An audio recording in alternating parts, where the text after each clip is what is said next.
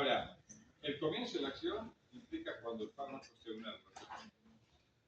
Y el fin de la acción se da cuando el fármaco ha sido metabolizado, o ha sido biotransformado y ha sido excretado. Entonces, esto es farmacocinética. Este es el capítulo de lo que vamos a ver. Vamos a diferenciar dos conceptos que son importantes. Es acción farmacológica y efecto farmacológico. Está un poco chiquita la letra para que la más grande de la pantalla. Pero bueno. La acción farmacológica se entiende como el acoplamiento del fármaco con el receptor y por lo tanto esto produce una estimulación o una disminución de la acción, pero produce un efecto farmacológico. Eso significa acción.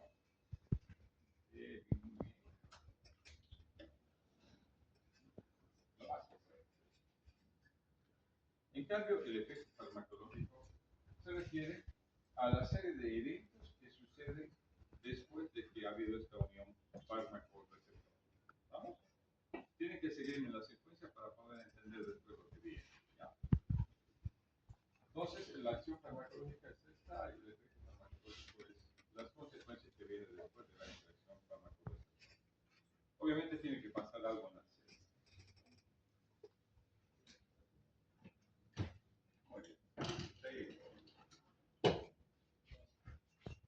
Hay dos mecanismos de acción farmacológica que pueden tener los fármacos. Hemos dicho, una es cuando el fármaco ocupa un receptor y gracias a esta unión se produce un efecto farmacológico. ¿Ya? Ahora, esta unión se da gracias a la afinidad que tiene el fármaco por el receptor. Otra condición es la selectividad, es decir, hay fármacos que son selectivos para un tipo de receptor o para varios tipos de receptores. La eficacia es la dosis necesaria para producir un efecto determinado. La sensibilidad es que algunos receptores pueden responder mejor a unos agonistas que a otros, o también a algunos antagonistas que a otros. Y un ejemplo de ello es que este mecanismo de acción farmacológica llamado específico o farmacológico puede ser explicado, digamos, por el mecanismo de los agonistas beta 1. Un agonista beta 1 es, por ejemplo, el atenolol, es un agonista beta 1 selectivo. ¿Por qué selectivo? Porque interactúa predominantemente sobre los receptores beta 1. Ahora, ¿dónde se encuentran los receptores beta 1? Predominantemente a nivel cardíaco, ¿cierto? ¿Qué pasa cuando un estimulante beta 1 se une? No, perdón, un estimulante beta 1 es la dobutamina, ¿ya? Un estimulante beta 1 es la dobutamina. Si la dobutamina se une al estimulante beta 1 cardíaco, es decir, produce estímulo, ¿no es cierto? Aumenta la frecuencia, aumenta el inotropismo, aumenta la fuerza de contracción. Eso significa inotropismo, aumenta la velocidad de conducción, es decir, estimula todas las funciones cardíacas. Entonces, hay agonistas como la dobutamina que tiene una fuerte preponderancia de selectividad en el receptor M1 y produce todos estos efectos. ¿Ya? Y eso puede ser utilizado de manera terapéutica, obviamente. Después vamos a ver para qué patologías sirve. ¿Vale? Ahora, lo mismo pasa con el beta bloqueante. Un bloqueante beta que estábamos al principio confundiendo es, por ejemplo, el metoprolol. Si el metoprolol tiene selectividad por el receptor beta 1 y es un antagonista competitivo, cuando ocupa este receptor, ¿qué es lo que hace? Deprime todas las funciones cardíacas, ¿no es cierto?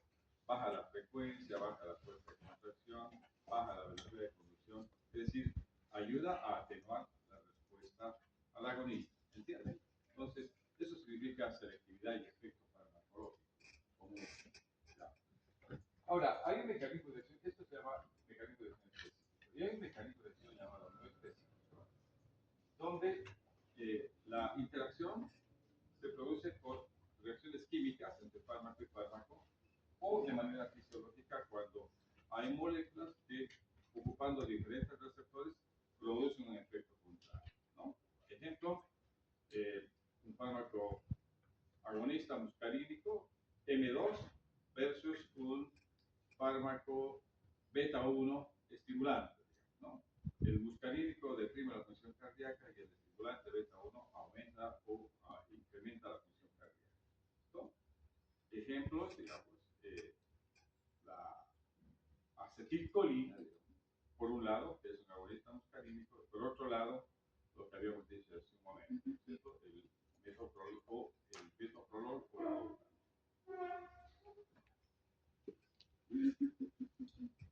Muy bien. Las bases moleculares.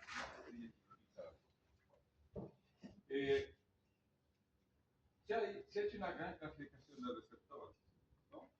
Sobre todo de acuerdo a órganos y sistemas, y se ha visto de que la estructura del receptor define un poco la afinidad o selectividad que tiene por agonismo. Entonces, ¿quién define el efecto del fármaco? Es justamente la estructura química del receptor, que tiene capacidad para unirse a diferentes, de manera selectiva a diferentes componentes, ya sean agonistas o antagonistas. Vamos a ver entonces el receptor y cómo está estructurado. Son macromoléculas, hemos dicho que tienen una estructura química específica que se encarga de interactuar con fármacos, ¿no? Y existen 4 clases de receptores. En realidad, el libro dice son 5, y la verdad son 5. ¿Ya?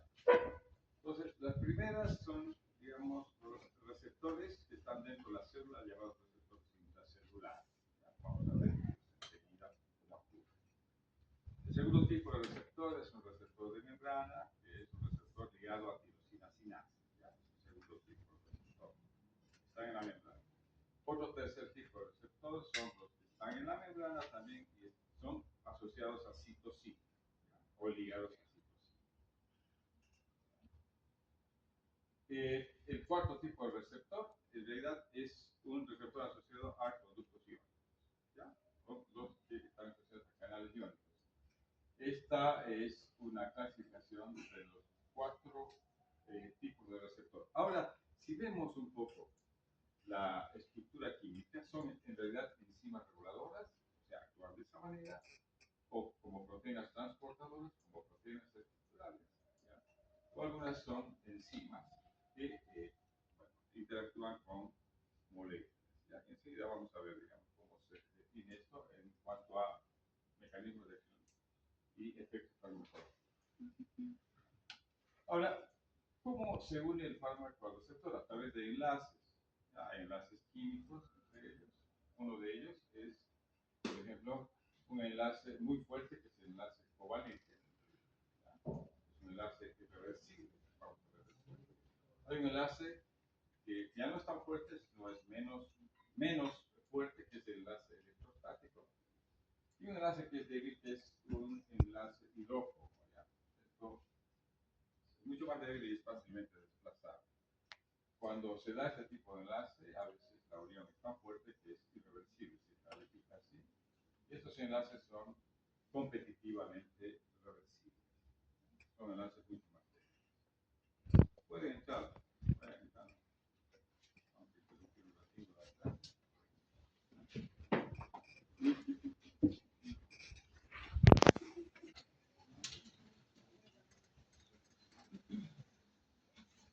Y estos son los enlaces hidrófobos que habíamos dicho hace un momento, que son débiles y que pueden fácilmente ser desplazados. Ahora, los fármacos se diseñan a veces, ¿no?, con esta estructura química para establecer diferentes tipos de enlaces, buscando un efecto de largo plazo, en el caso de enlaces covalentes, de mediano plazo, en el caso de enlaces electrostáticos, y de corto plazo, teniendo en cuenta los enlaces hidrófobos. Entonces, esto implica también la relación de acción en cuanto a el tipo de enlace electrónico que los fármacos tienen. Ahora, también la selectividad del fármaco es el que define un poco la respuesta farmacológica. Ahora, si nosotros vemos en la realidad, no existen fármacos altamente selectivos. O sea, Hay selectividad, pero no es absoluta, sino es una selectividad relativa. ¿Ya? Hay fármacos que tienen preponderancia de acción en algunos receptores, o selectividad, pero siempre interactúan con más de un receptor. ¿Ya? De ahí vienen los efectos adversos que a veces uno no quiere que se produzcan, pero están ahí. ¿Ya? Una afirmación que vale la pena tener en cuenta es: cuanto mayor la selectividad de un fármaco, menor número de efectos farmacológicos, ¿no? Adversos. ¿Ya? Es decir, esto es algo que se busca en farmacología. El ideal sería de un fármaco sería que sea altamente selectivo, ¿no? Y que no produzca efectos adversos. Pero esto es todavía un objetivo a ser alcanzado en el transcurso del tiempo. ¿Ya? Hay efectos colaterales porque la interacción no es tan selectiva. ¿Ya? Ahora, la característica estructural que tiene el receptor y también el fármaco obviamente define la avidez con que se une ambos, ¿no? Es decir, el fármaco se une al receptor cuando es lo más parecido estructuralmente a la forma química del receptor. ¿Ya? Ahora, en la investigación farmacológica, con solo modificar un poco la estructura química, a veces eh, los fármacos pierden selectividad o pueden ser no tan selectivos, no tan altamente selectivos cuando hablamos de interacción fármaco-receptor. ¿Ya? Pueden pasar la afinidad, ¿no? Es la capacidad que tiene un fármaco, de acuerdo a una estructura química determinada, para ocupar un receptor. Eh, un fármaco altamente afín es aquel que se une muy rápidamente con el mayor número de receptores. Esa es la característica de este proceso. Obviamente, son desplazadas aquellas moléculas que no tienen la afinidad que el protagonista, ¿no? Van a darse cuenta ustedes de que mientras más, mientras más afín, más semejante sea la estructura química de un fármaco con un receptor, existe más afinidad, ya está relacionado directamente con la parte estructural. Ya, aquí vamos a ver un poco estas curvas, dosis-respuesta, porque para averiguar, digamos, eh, la respuesta farmacológica cuando uno da un compuesto, uno tiene que expresar esto en curvas. Hay relaciones llamadas cuantitativas, que se llama dosis y concentración y efecto farmacológico. Y aquí están los dos tipos de curvas. Hay una curva que es gradual y una curva que es cuantal.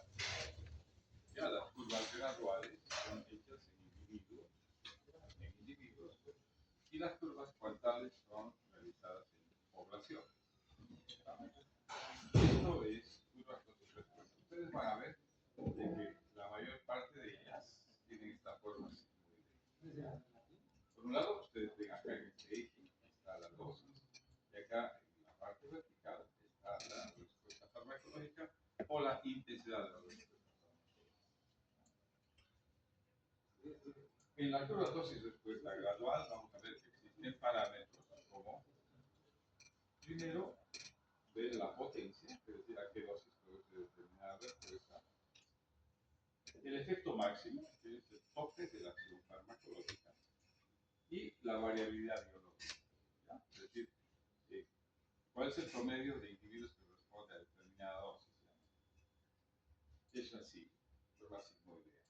Se hace en poblaciones. Por ejemplo, acá tenemos dos fármacos que tienen diferente potencia, pero ambos son eficaces, ¿no? Este fármaco es más potente que este, porque a menor dosis ya produce una intensidad de respuesta determinada. Este fármaco necesita más dosis para producir más o menos el efecto máximo. Ambos son eficaces por el efecto máximo, pero tienen diferentes potencias, ¿no? Acá tenemos una curva que se va desplazando a la derecha cuando el agonista es expuesto a un antagonista. Esto vamos a ver después cuando veamos qué es agonista y qué es antagonista, ¿no? Es decir, el antagonista atenúa la respuesta del agonista hasta que reduce al mínimo su efecto farmacológico. Entonces se desplaza a la derecha. Para esto nos sirven las curvas dosis de respuesta gradual. En cambio, las curvas cuantales son en poblaciones y nos ayudan a definir tres parámetros, ya, dosis eficaz media, dosis letal 50 y dosis tóxica media. Esto vamos a ver después.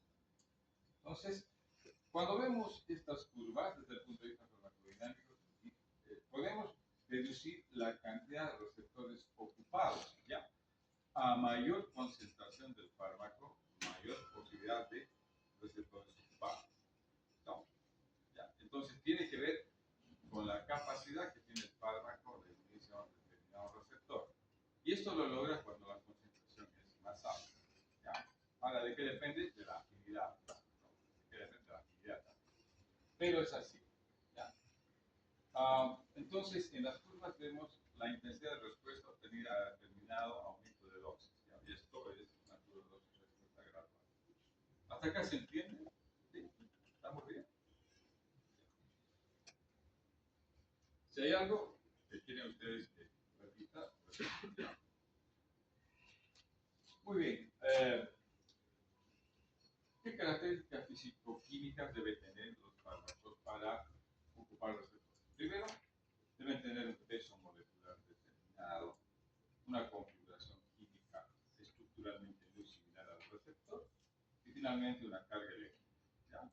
Sobre todo cuando hay uniones covalentes, se explica un poco por todos estos tres componentes, ¿no? Y cuando hay también enlaces débiles. ¿Qué tipo de acciones pueden producirse cuando un fármaco ocupa un receptor? ¿Ya? Cuando hay esta ocupación, hay dos posibilidades, ¿no? El fármaco es agonista, estimula el receptor, o el fármaco es antagonista.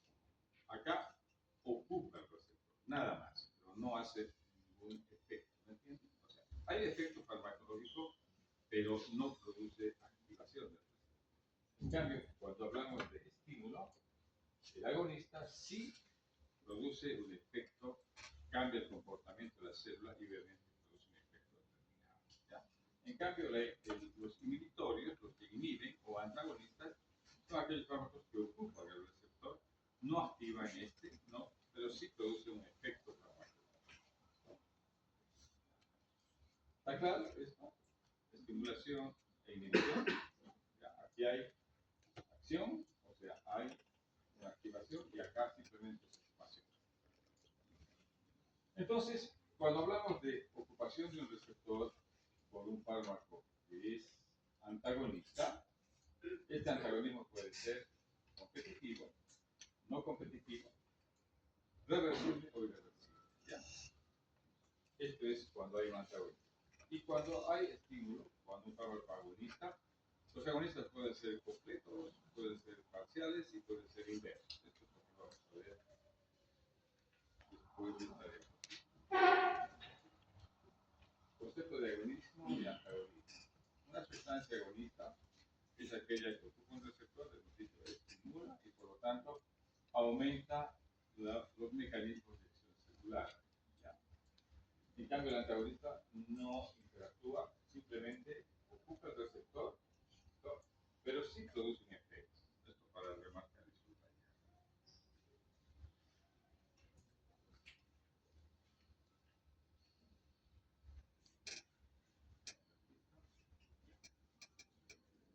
Ahora, veamos, hemos dicho que el antagonismo puede ser competitivo, no competitivo, puede ser reversible, puede ser irreversible. Ahora, veamos a qué llamamos antagonismo competitivo.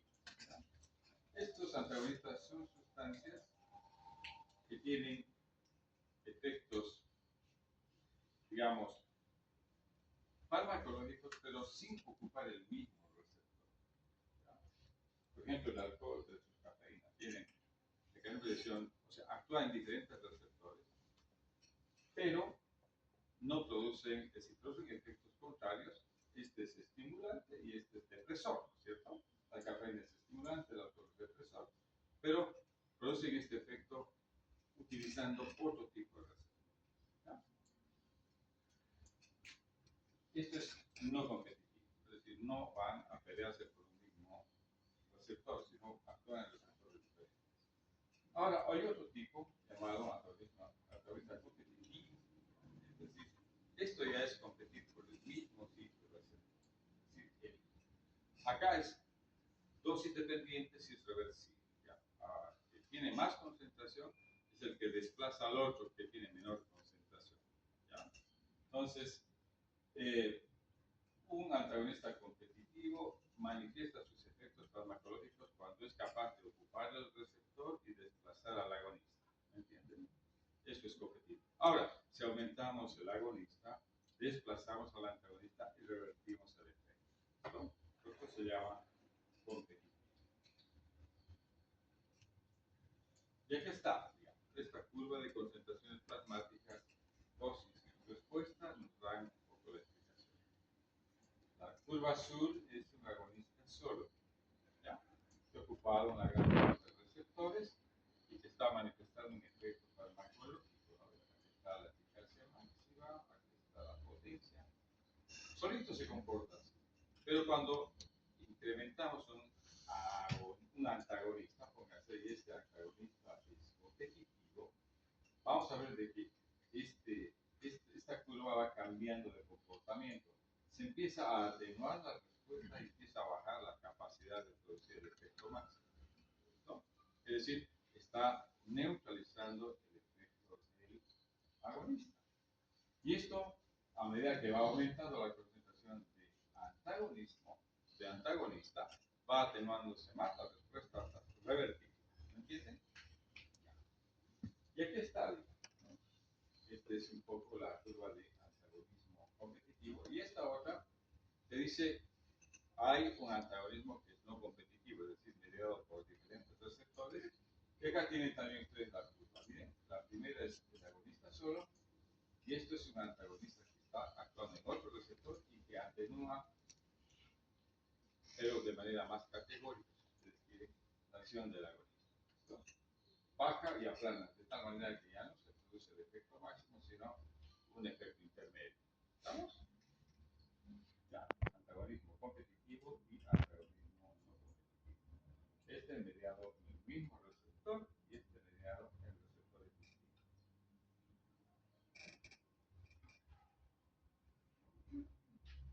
Muy bien, vamos a ver los conceptos de los diferentes tipos de antagonistas. Hemos dicho el antagonista competitivo reversible. ¿Qué llamamos? Perdón, antagonismo competitivo irreversible. No se ve muy bien por la. Ya empiezo a ver más el brillo que la pizarra. Ya. Acá llamamos antagonismo competitivo irreversible. Es decir, acá se establece una unión química entre el antagonista y el receptor de manera covalente, es decir, fuerte enlace que no permite ser desplazado aunque aumentemos agonista. ¿Me entienden? Es una unión covalente, fuertemente, digamos, enlaces fuertes desde el punto de vista químico que no son desplazados con facilidad aunque aumentemos dosis de agonista. Es decir, no se separan y por lo tanto la única manera de revertir esto es esperar a que se renueven otros receptores y respondan otra vez a la acción. ¿No? Eso pasa, por ejemplo, cuando hablamos de intoxicaciones por órgano fosforado. Ustedes saben que los órganos fosforados son venenos que neutralizan a una enzima que es la acetilcolinesterasa. Esta es una enzima que actúa como un receptor. ¿No? Los órganos fosforados se unen tan fuertemente y de manera covalente a la enzima esta que la inactivan. Por lo tanto, hay una intoxicación colinética porque la acetilcolina no puede metabolizarse y terminar su acción, sino que hay gran cantidad de acetilcolina. El individuo se muere por intoxicación colinérgica. ¿Ya? Está amiótico, diaforético, está con espasmos musculares, está con un aumento de la secreción gastrointestinal, está con un aumento de la secreción a nivel del tubo respiratorio o algo respiratorio, hay broncoespasmo, y por lo tanto, cuando va ganando terreno, la intoxicación muere por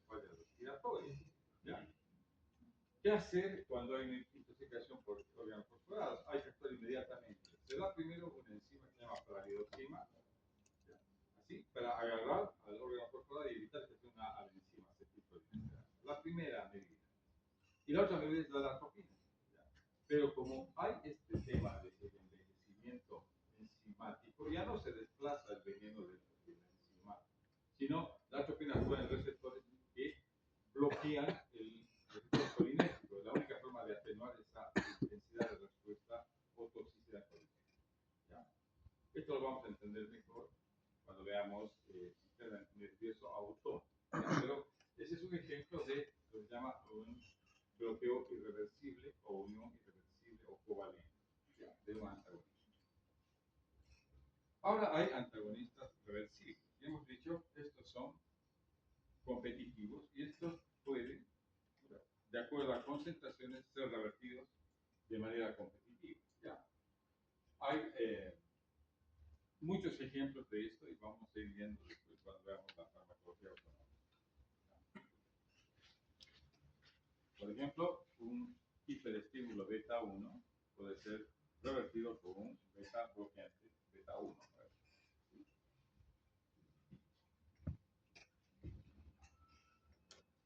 Veamos la curva de concentración-efecto que nos explica un poco la unión de protagonistas con receptores. Esta es la concentración de un fármaco que va ascendiendo a la medida que la dosis se incrementa. A un principio es lineal, una vez que llega a efecto máximo terapéutico y no se repite la dosis, empieza a decaer el efecto farmacológico. Es decir, la concentración del fármaco va decayendo, el efecto también, entonces el efecto va decayendo. Hay una relación lineal, si ustedes quieren, a un principio, pero después, ya, a medida que, si ustedes se fijan, es ascendente hasta que llega a la meseta o efecto máximo. Eso quiere decir que casi todos los receptores han sido ocupados. ¿Listo? Es un efecto de agonista complejo.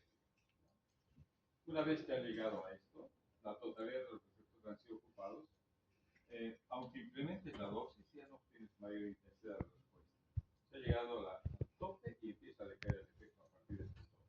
¿Ya? Esto significa que la mayor parte de los receptores son ocupados y que al incrementar la dosis es inútil porque ya no vas a incrementar el efecto, sino ha llegado a su tope, que es el efecto máximo. ¿Estamos? Y esto refleja que la mayor parte de los receptores han sido ocupados. ¿Ya? Y esto nos ayuda a expresar también el concepto de lo que es un agonista completo. Este tope es efecto terapéutico, no es toxicidad. Muy bien, y aquí está la curva dosis-efecto cuantal.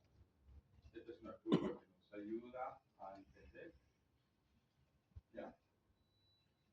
Tres parámetros desde el punto de vista individual, ¿no? Bueno, esto es poblacional. Esto es población. Hemos dicho, en individuos hay un comportamiento que es efecto máximo, variabilidad biológica y potencia, ¿no? Ya. En las poblaciones obtenemos tres parámetros cuando vemos una curva dosis-respuesta cuantal. Primero es la dosis eficaz media, es la dosis que produce en un 50% de la población el efecto terapéutico buscado. ¿Ya? Dosis eficaz 50. Primer parámetro que se obtiene en una curva dosis-respuesta cuantal.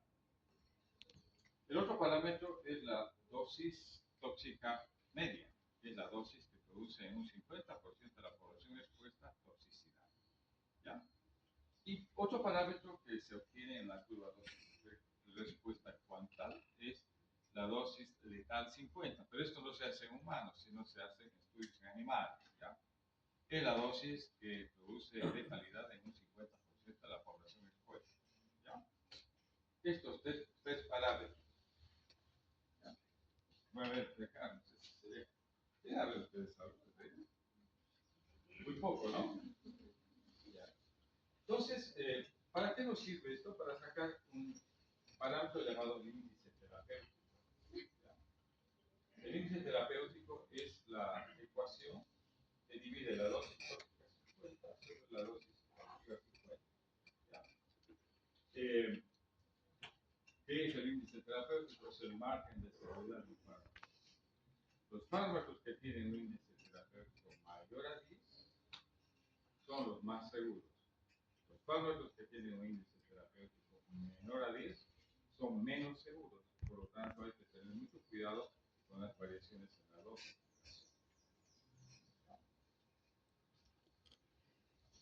Creo que vamos a tener que adelantar la hora a las 5 de la mañana porque todavía no se ve nada. ¿No?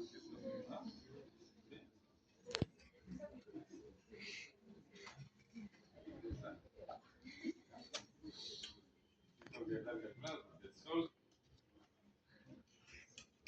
Ya.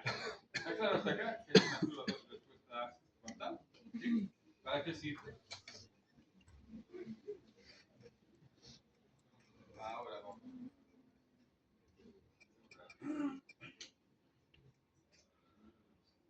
Aquí hemos quedado.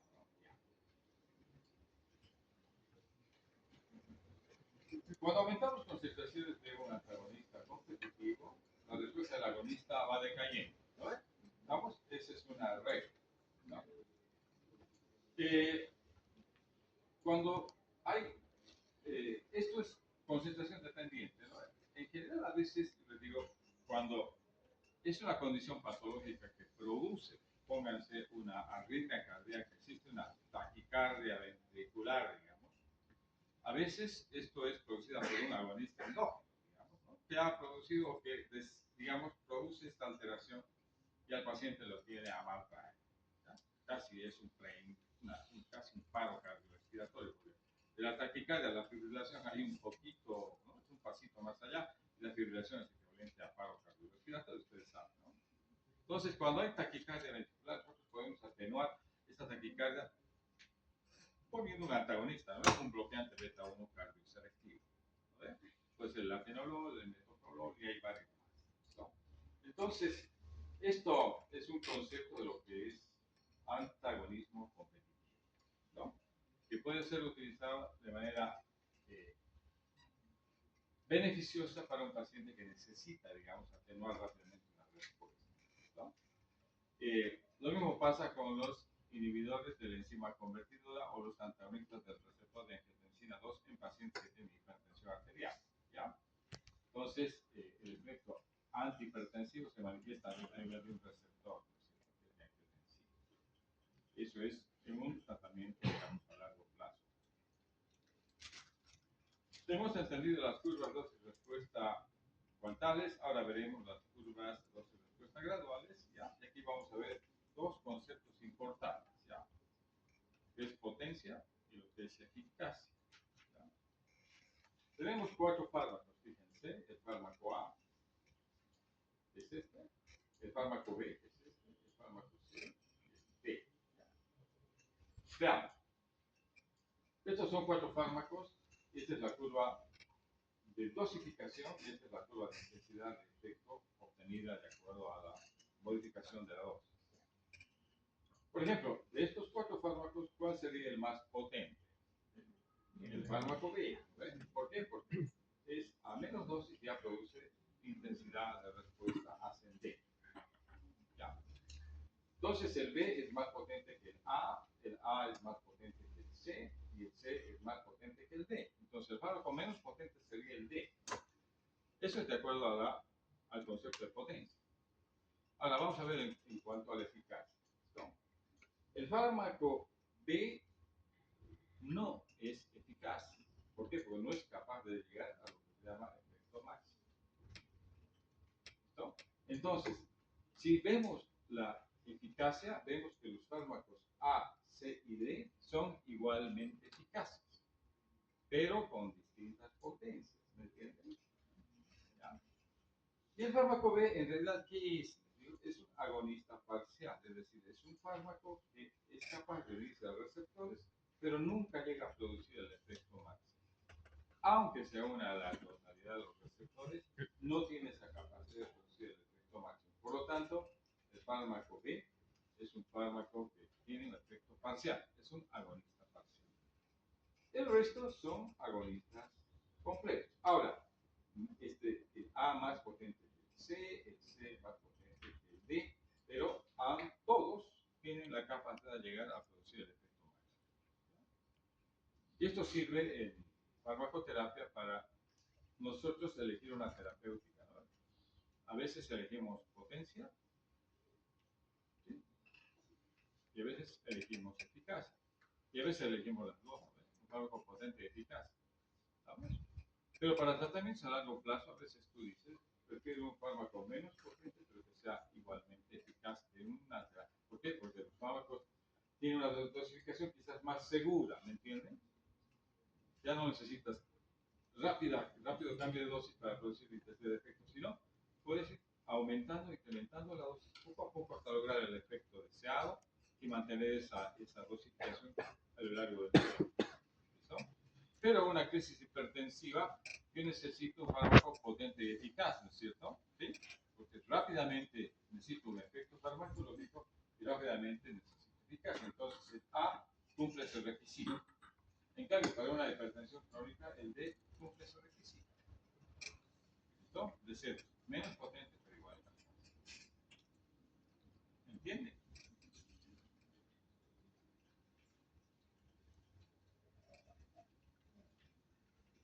Muy bien. Vamos a ver esto, el antagonismo competitivo y no competitivo. ¿Cómo se entiende esto?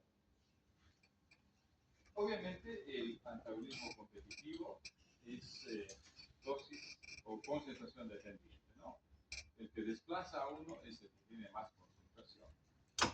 Ahora, esto no es lineal, esto puede ser variable o puede ser de intensidad diferente cuando hablamos de respuestas individuales. No todos los individuos responden con la misma intensidad a la exposición de un fármaco. Hay individuos que son menos susceptibles a la variación de la respuesta que otros. ¿No? ¿Ya? Por eso es de que es necesario siempre terapéutica, individualizar la terapéutica y supervisar la terapéutica. ¿Ya? Entonces, si tú vas variando las dosificaciones, puedes tener diferentes niveles de intensidad en la respuesta y esto exige obviamente monitoreo. ¿Ya? Ahora, ¿de qué depende un poco la respuesta? Primero, de la cantidad primero la concentración que alcanza el agonista en el sitio de acción. ¿Ya? Ahora, cuando hablamos de agonismo, la oferta de receptores o la cantidad de receptores endógenos disponibles, ¿no? Y también puede depender del estado patológico que cursa el paciente. ¿Ya? Y también un poco, digamos, de la genética o la farmacogenómica que tenga determinados sujetos. ¿No? Hay sujetos que la farmacogenómica definiremos es la variación eh, de respuesta a fármacos por condiciones genéticas. O sea, genéticamente no todos respondemos con igual intensidad. A veces respondemos con diferente intensidad por el tema de tener genes o de haber heredado genes. Y esto van a ver ustedes cuando vean el tema de variación en la respuesta a fármacos. Ahí se ve la farmacogenómica, cómo influye en la respuesta a determinado compuesto. ¿No? Entonces, hemos dicho que esto no es lineal, varía de acuerdo a la patología del sujeto, a la oferta de receptores y a las condiciones genéticas del individuo. Yo creo que aquí vamos a